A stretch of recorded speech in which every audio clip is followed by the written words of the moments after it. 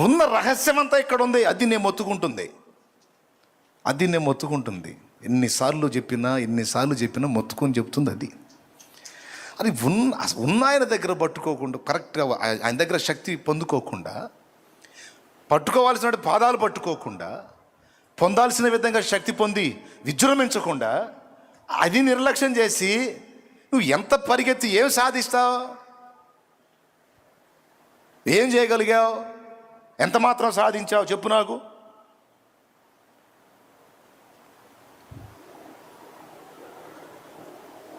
ఈరోజు గందరగోళం అయిపోతున్నాం.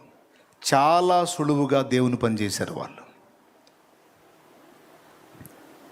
చాలా తేలిక, సింపుల్గా. పరిశుద్ధాత్మ సహాయం ఉంటే నీకు పెద్ద అసాధ్యమైనది చాలా సింపుల్గా అయిపోయింది. ఆత్మాభిషేకం పొందినోడి రహస్యం అది.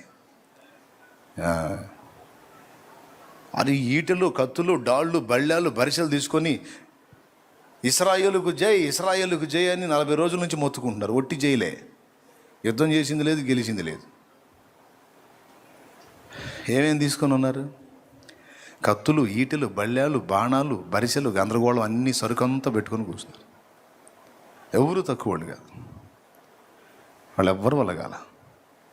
ఆత్మశక్తితో నింపబడ్డాడు. జస్ట్ అందరి గాలి ఒక్క దెబ్బకి నిలువున తీశాడు. నాకు తెలిసి ఫిలిస్తీయులకు అవమానం ఏమో కానీ ఆ ఇశ్రాయేలు సైన్యం గాలి, సౌలు గాలి మొత్తం తుస్సుమని పోయింది దావీదు చేసిన పనికి. అంటే వీళ్ళందరికీ అన్నీ ఉండి కూడా అసాధ్యమైన ఒక పెద్ద పని దేవుని పరిశుద్ధాత్మ ప్రభావంతో నింపబడిన వాడు చిన్న రాయి తీసుకొని తొలగించి, ఏముంది దీనికోసం 40 రోజుల నుంచి గందరగోళం అయ్యారు మీ బొందా అన్నాడు. దేవునికి స్తోత్రం కలుగును.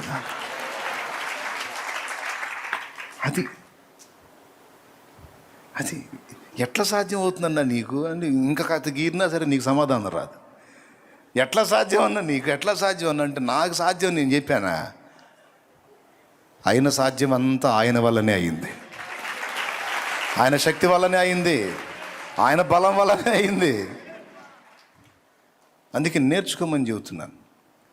అట్లా కాకుండా ఇంకెవడేం ట్రిక్కులు చేస్తున్నాడు, ఎవడేం ప్లే చేస్తున్నాడు, ఎవడేం గ్యాంబ్లింగ్లు చేస్తున్నాడు, మనం కూడా ఈ రూట్లో పోతే ఏమన్నా కాస్త వర్కౌట్ అయిద్దా, కాస్త లైన్ అవుతాం. ఈ దిక్కుమాల ఆలోచనలు తీసి దెబ్బలో కొట్టి కాస్త ఒరిజినల్గా దేవుని శక్తి పొందుకొని, ఒరిజినల్గా తైలం పొందుకొని ఫలించడానికి ప్రయత్నం చేయండి అని పిలుపునిస్తున్నాడు దేవుడు. చెవులు గలవాడు ఆత్మస్వరం వినుగాక. హల్లెలూయా. కాబట్టి దీన్ని గుర్తిరిగి జాగ్రత్త పడదాం. ఎంత తేలిగ్గా చేసేసారు చూడండి. ఒక రౌండ్లో 3000 మంది, ఇంకొక రౌండ్లో చిన్న అద్భుతం, ఒక కాళ్ళు లేని వాళ్ళు లేపి నిలబెట్టారు అంతే. ఇంకేం చాకిరి చేశారు వాళ్ళు? ఏమైనా చేశారా? వాళ్ళకై వాళ్ళు ఏమైనా చేశారు చెప్పండి మీరు? ఊరక వాళ్ళు తోలుబొమ్మలాగా అటు పోతున్నా ఇటు వస్తున్నా సరే, వాళ్ళు నీడబడ్డా సరే వాళ్ళని బాగు చేశాడు. రోగుల్ని బాగు చేసి ఈ మామూలు మనుషుల్ని, ఈ మత్స్యకారుల్ని, ఈ సామాన్యుల్ని ఒక గొప్ప ప్రభావంతో కూడిన వ్యక్తుల్లాగా ఆయన చూపించాడు.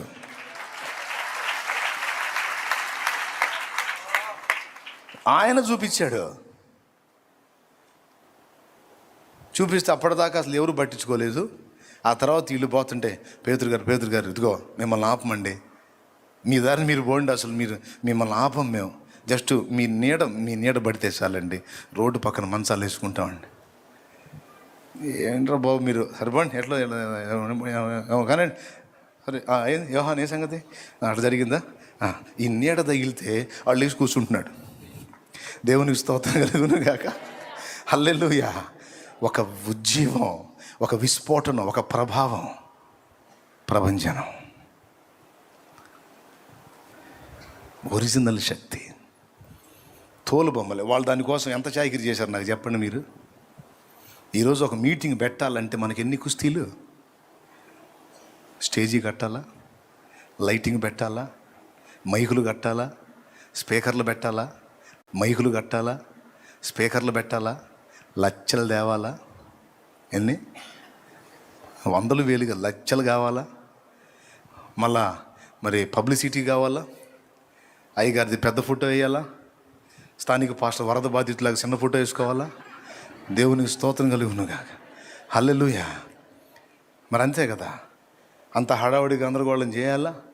ఇంతసేటు చేసి ఇంత గందరగోళం చేసి 3 రోజులు గోలగోలు చేస్తే ఎంతమంది కదిలించబడ్డారబ్బాయి అంటే అది వేళ్ల మీద లెక్కేయచ్చు. వాళ్ళకి మైక్ గొట్టాలు లేవు, స్పీకర్ బాక్సులు లేవు, బ్రాండెడ్ స్పీకర్లు లేవు, ఏమండి ఫారెన్ స్పీకర్లు లేవు, లే. ఇప్పటికీ నాకు అర్థం కాదు, ఆ పేతురు మాట్లాడితే అన్ని వేల మందికి ఎట్టిన పడిందో నాకు అర్థం కావట్లా. ఎట్లని పడి ఉంటుంది అంటారు మీరు చెప్పండి ఒకసారి. ఏ సౌండ్ సిస్టమ్ లేకుండా 3000 మంది ప్రజలకు వాక్యం అందించటం సాధ్యమా? ఎప్పుడు రాలేదా మీకు ఈ డౌట్? వచ్చిందా? ఏం సమాధానం వెతికారు దానికి? నేను చెప్పనా? పరిశుద్ధాత్మ అగ్నితోనూ మంచుతోనూ పావురంతోనూ రకరకాలుగా పోల్చబడ్డాడు. ఆ పోలికల్లో వాయువు, గాలి, అర్థమైందా? వాయువు తన దాసుడు నిలబడి మాట్లాడుతున్నప్పుడు ఒక పక్క తన దాసుని వాడుకుంటానే ఈ నోటి నుండి వెలువడేటువంటి మాటలు ఉన్నాయే, వాయువు ద్వారా వింటున్న వారి చెవుల్లోకి వెళ్ళేటట్టు చేశాడు ఆయన. పరిశుద్ధాత్మ కార్యమే అది, అదంతా పరిశుద్ధాత్మ కార్యమే. నువ్వు కావాలంటే చూడు, గాలి వాళ్ళకి నిలబడి మాట్లాడు, సౌండ్ సిస్టమ్ లేకుండా అందరికి వెళ్ళిపోయింది మాటలు. ఏం విజయ్, పదా ట్రై చేయి.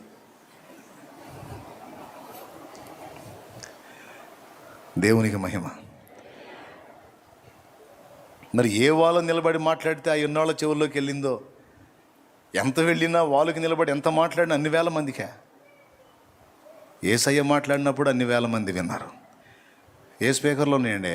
ఏ సౌండ్ సిస్టమ్ ఉంది? ఈరోజు 100 మంది చర్చికి కాస్ట్లీ స్పీకర్లే లక్షలు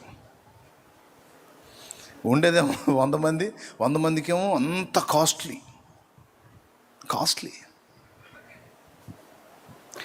అంత కాస్ట్లీ పెట్టి మొత్తుకున్నా ఎవడు కదలటల్లా. అది కాస్ట్లీ స్పీకర్ లేవు, ఏమీ లేవు. మనకన్నా ఈ ఆకులు రేకులన్నా ఉన్నాయి, వాళ్ళకి అవి కూడా లేవు. దేవునికి స్తోత్రం కలుగును గాక. హల్లెలూయా. అమ్మో, ఏం కదలిక, ఏం ఉద్యోగం! ఒరిజినల్గా పరిశుద్ధాత్మ సహాయం. భక్తులను వాడుకొని పలికించిన వాడే పలికిన వాక్కులన్నీ వినేవాళ్ళ చెవుల్లోకి, హృదయంలోకి వెళ్ళేటట్టు చేశాడు.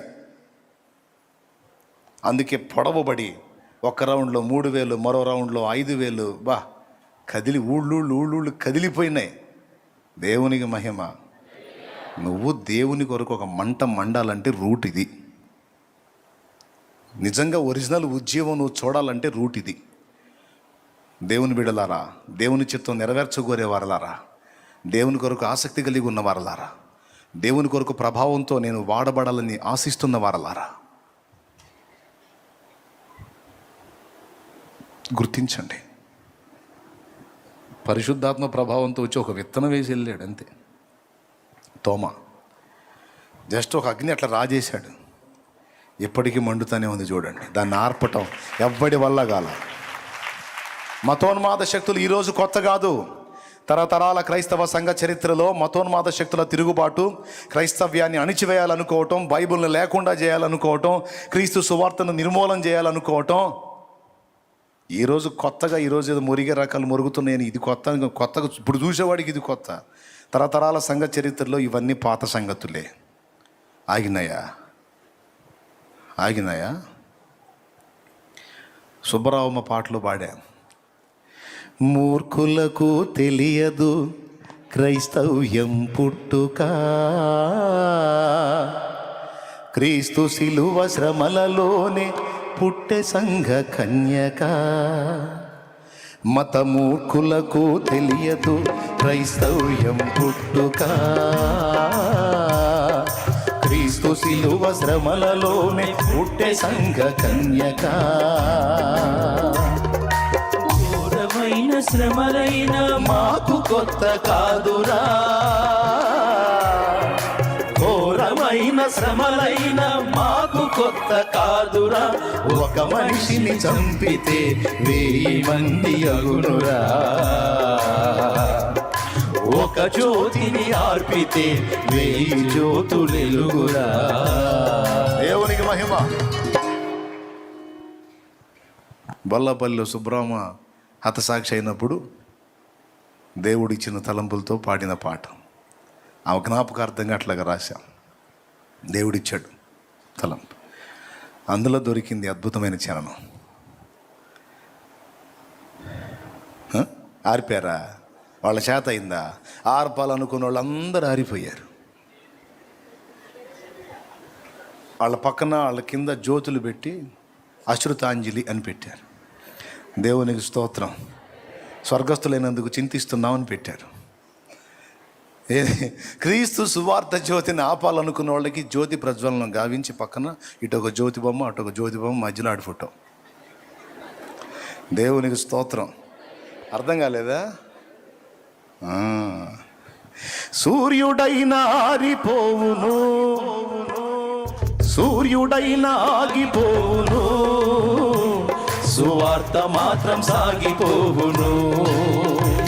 ఆ సూర్యుడైనా ఆగిపోవును, సువార్త మాత్రం సాగిపోవును.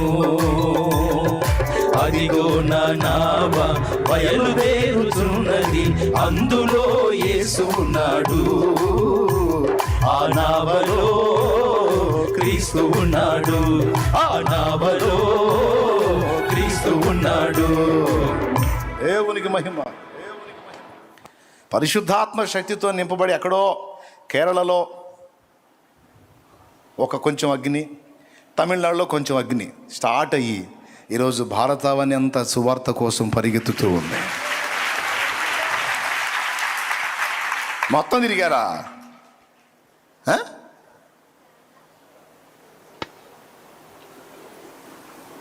ఈరోజు మన అంతర్జాతీయ ప్రసంగులు అంతర్జాతీయ ప్రసంగికులు ఎంత మాత్రం ప్రభావితం చేశారండి.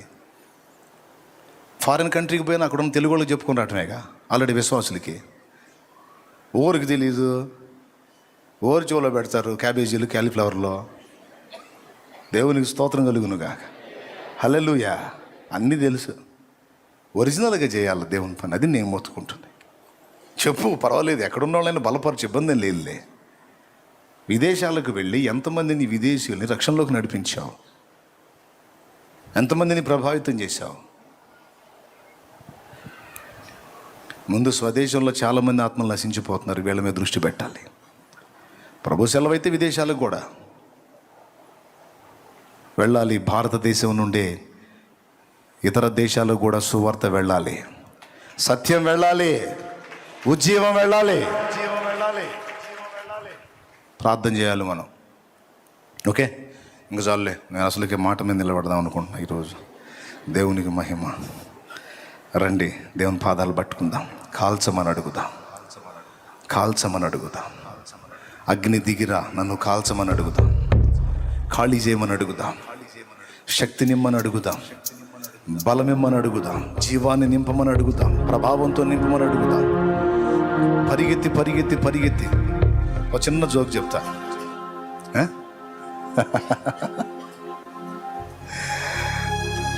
రాత్రంతా నడి సముద్రంలోకి వెళ్ళి వల్లేశారు కదా, ఒక్క చేప కూడా పడల. ఎంత దారుణం అంటే అంత దారుణం, ఒక్క చేప కూడా. మరి కనీసం ఒకటన్నా పడిద్దిగా, ఒక్కడు కూడా పడల. అవునా? నడి సముద్రంలోకి వెళ్ళి వేస్తే దేవుడు సహాయం చూడండి. యేసయ్య చెబితే అస్సలు ఉండటానికి అసంభవమైన ప్రదేశంలో కూడా నీ కోసం నువ్వు మొయ్యలేనని చేపలు ఉంటాయి. అది ఆశ్చర్యం ఏంటంటే, పేతురికి ఏం అర్థం కాక 2 దోణెలు నింపబడినంతగా ఒక దోణెలో ఎక్కనిస్తే పక్క దోణిలో కూడా నింపి పెట్టాడు 2 అంతలో. వెంటనే వెళ్ళి పేతురు ప్రభు ముందు మోకాళ్ళుని, ప్రభువా నన్ను విడిచిపో, నేను పాపాత్ముణ్ణి అన్నాడు. ప్రభు ఏమన్నాడో తెలుసా? ఇప్పటికైనా సిగ్గొచ్చింది, పనికి మాలినాడా, సరే పో అనలా. నువ్వు పాపివా పరిశుద్ధుడు అన్న ప్రస్తావనే లేదు. రా, నిన్ను మనుషులను పట్టు జాదరిగా చేస్తాను. హల్లెలూయా, హల్లెలూయా. నేను చేస్తారా నాన్న నిన్ను? ఈ చేపలేం చూసావు, ఈ చేపలేం చూసావు, నీ చేత మనుషుల్ని పట్టిస్తాదా అన్నమాట నెరవేర్చాడు చూడు. 2 రౌండ్లు 8,000 మంది ఆత్మల్ని పేతురికే కదా ఇచ్చాడు. ప్రభు శక్తి తోడై ఉంటే నువ్వు ఎంత పరిగెత్తినా సాధ్యం కాంది. నువ్వు కూర్చున్న దగ్గర కూర్చొని అయ్యా అంటే చాలు, మొత్తం అదే పరిగెత్తుకుంటా వచ్చింది నీ కాళ్ళ దగ్గర. యేసు నామములో హల్లెలూయా, హల్లెలూయా. దేవుని సంబంధమైనటువంటి శక్తితో నింపబడి దేవుని పాదాల దగ్గర పెనుగులాటం నేర్చుకుంటే అది దేవుని ఆత్మల సంబంధమైన విషయమే కాదు, నీ భౌతికమైనవైనా సరే సమస్తం కూడా పరిగెత్తుతాయి నీ దగ్గరికి. అవి యేసు నామములో ఇది గుర్తించి జాగ్రత్త పడి దేవుని దగ్గర అన్ని సరి చేసుకొని మళ్ళుకో దేవుని వైపు. కృప మనకు తోడై ఉండును గాక.